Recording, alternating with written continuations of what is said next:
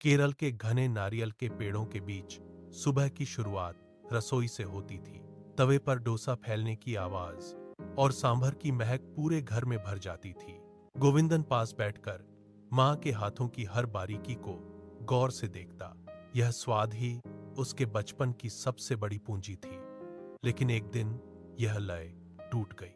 पिता की अचानक तबीयत बिगड़ी, घर में दवाओं का बोझ बढ़ा और कमाई का जरिया बंद हो गया।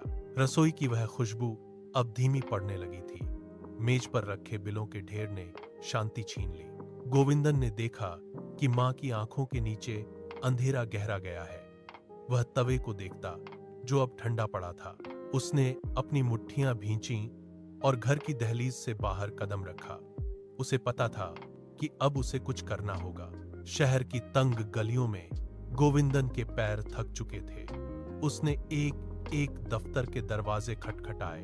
हर जगह से उसे केवल एक ही जवाब मिला, कोई जगह नहीं है। शाम ढलते ही वह खाली हाथ घर लौटा। उसके जूते धूल से सने थे और कंधे झुके हुए थे। रसोई के कोने में मां बैठी थी। उसके सामने एक खाली पतीला था। गोविंदन ने अपनी हताशा जाहिर करते हुए कहा कि बाहर हर रास्ता बंद हो चुका है। मां ने अपनी नजरें उठाईं और तवे की ओर इशारा करते हुए कहा, अगर दुनिया के दरवाजे बंद हैं, तो अपनी दुकान का दरवाजा खुद खोलो। यह शब्द किसी मंत्र की तरह थे। गोविंदन ने रसोई के तवे को छुआ। उसकी सतह ठंडी थी, लेकिन मां की बात ने उसके भीतर एक नई आग जला दी थी। उसने कमरे में टहलना शुरू किया। वह अब हार मानने वाला नहीं था। उसने अगले दिन के लिए योजना बनाई। उसने अपनी पुरानी डायरी उठाई और हिसाब किताब शुरू किया। खिड़की से बाहर देखते हुए उसने तय किया कि कल सुबह वह खुद के लिए काम करेगा। अगली सुबह सूरज निकलने से पहले ही गोविंदन गांव की मुख्य सड़क पर था।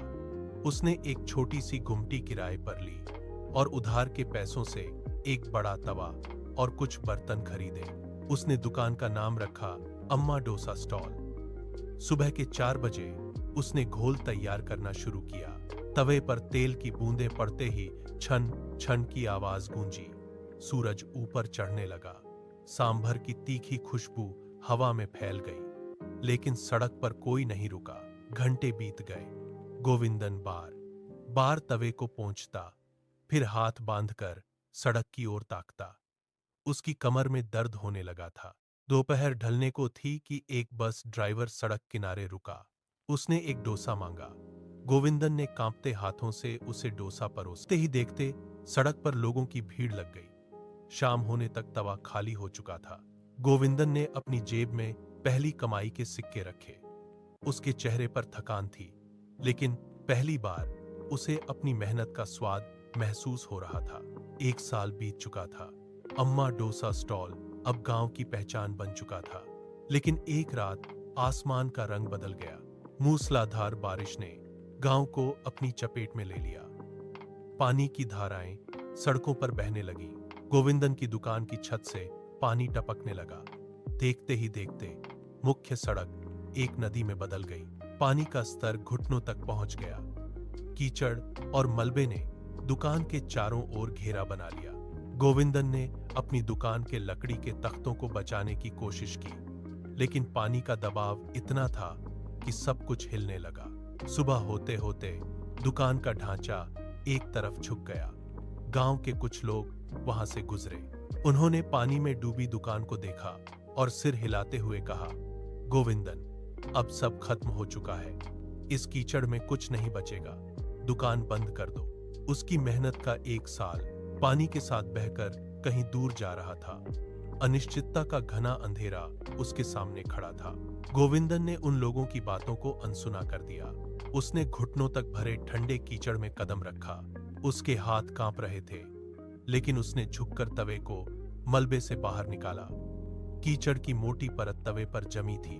उसने पास के कुएं से पानी निकाला और एक पुराने कपड़े से रगड़ रगड़ कर उसे साफ करना शुरू किया। उसकी उंगलियां कीचड़ में सन गई थीं, लेकिन उसने रुकने का नाम नहीं लिया। उसने दुकान के टूटे हुए लकड़ी के तख्तों को फिर से एक साथ जोड़ा दोपहर की तपती धूप ने कीचड़ को सुखा दिया था। उसने चूल्हे में सूखी लकड़ियां डाली और माचिस की तीली जलाई। दूसरी बार में चिंगारी उठी और धुआं उठने लगा। उसने तवा वापस चूल्हे पर रखा। जैसे ही आंच की गर्मी तवे तक पहुंची, उसने उस पर थोड़ा सा तेल डाला। तेल के गर्म होते ही छन छन की आवाज गूंजी। गोविंदन की आंखों में एक चमक थी। उसने अपना घोल तैयार किया और तवे पर डोसा फैलाया। वह हार नहीं मान रहा था। कुछ हफ्तों बाद गांव की शांत सड़क पर एक कार रुकी।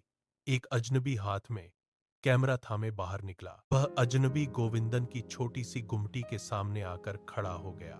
गोविंदन ने तवे पर घोल फैलाया। डोसा कुरकुरा हुआ। उसने वहीं खड़े होकर उसे इंटरनेट पर अपलोड कर दिया। शाम ढलते ढलते वह वीडियो हजारों लोगों तक पहुंच गई। अगले दिन सुबह 4 बजे गोविंदन ने जैसे ही दुकान खोली, उसे बाहर लोगों की लंबी कतार दिखाई दी। गांव की मुख्य सड़क पर वाहनों का तांता लग गया था। लोग दूर दराज के शहरों से केवल उस डोसे का स्वाद लेने आए थे। गोविंदन के हाथ तेजी से चलने लगे। वह एक के बाद एक डोसा बनाता गया, लेकिन भीड़ कम होने का नाम नहीं ले रही थी। गुमटी की छोटी सी जगह अब ग्राहकों के दबाव को नहीं झेल पा रही थी। गोविंदन ने अपनी सारी बचत निकाली और बैंक से लोन के लिए कागजात पर हस्ताक्षर किए। उसने गांव के किनारे एक खाली जमीन खरीदी। ईंटों और सीमेंट का ढांचा दिन रात खड़ा होता रहा। उसने खुद हर दीवार की चुनाई की निगरानी की। कुछ महीनों में एक पक्का रेस्टोरेंट बनकर तैयार हो गया। उद्घाटन की सुबह उसने मां का हाथ थामा और उन्हें रेस्टोरेंट के मुख्य द्वार पर ले गया। उसने फीता काटा और मां को सबसे पहले अंदर प्रवेश करने का इशारा किया। रसोई में बड़े बड़े तवे रखे थे, जो उसकी पुरानी गुमटी के तवे से कई गुना बड़े थे। मां की आंखों में चमक थी। गोविंदन ने धीमे स्वर में कहा, यह आपकी दी हुई सीख का फल है। बाहर ग्राहकों की कतार लग चुकी थी। उसने रेस्टोरेंट के भीतर जाकर कुर्सियों को व्यवस्थित किया। यह सिर्फ एक इमारत नहीं थी, बल्कि उसके संघर्ष की सबसे बड़ी जीत थी। उसने मां को कुर्सी पर बिठाया और खुद ग्राहकों की सेवा में जुट गया। आज उसकी मेहनत का साम्राज्य खड़ा हो चुका था।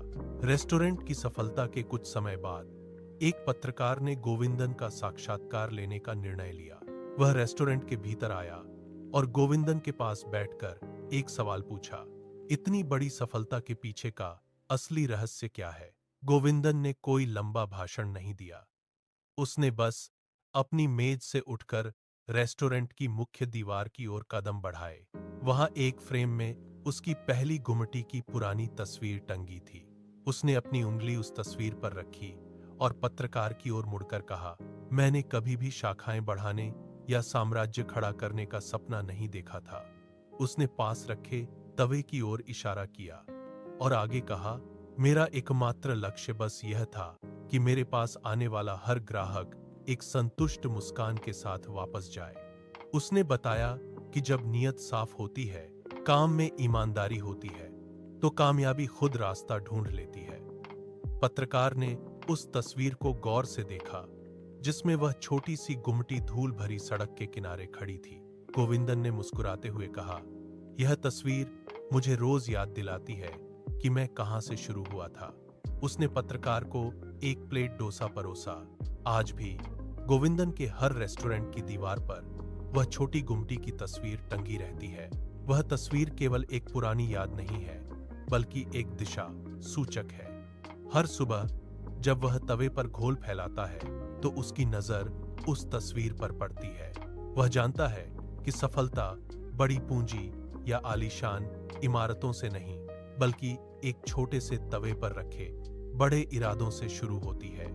वह लड़का जो कभी धूल भरी सड़क के किनारे खाली हाथ खड़ा था, आज स्वाद और अटूट मेहनत की एक बड़ी पहचान बन चुका है। उसकी कहानी यह साबित करती है कि जब इरादे नेक हों और काम में पूरी ईमानदारी हो, तो रास्ते अपने आप बनते चले जाते हैं। रेस्टोरेंट की भीड़ के बीच वह आज भी उसी सादगी से काम करता है जैसे पहले दिन करता था। वह हर ग्राहक को परोसे जाने वाले डोसे में अपनी मेहनत का स्वाद घोलता है। यह कहानी यहीं समाप्त नहीं होती, बल्कि उन सभी के लिए एक प्रेरणा बन जाती है जो शून्य से शुरुआत करने का साहस रखते हैं। सफलता का असली पैमाना बैंक बैलेंस नहीं, बल्कि वह संतुष्टि है जो एक छोटे से तवे से निकलकर लोगों के दिलों तक पहुंचती है।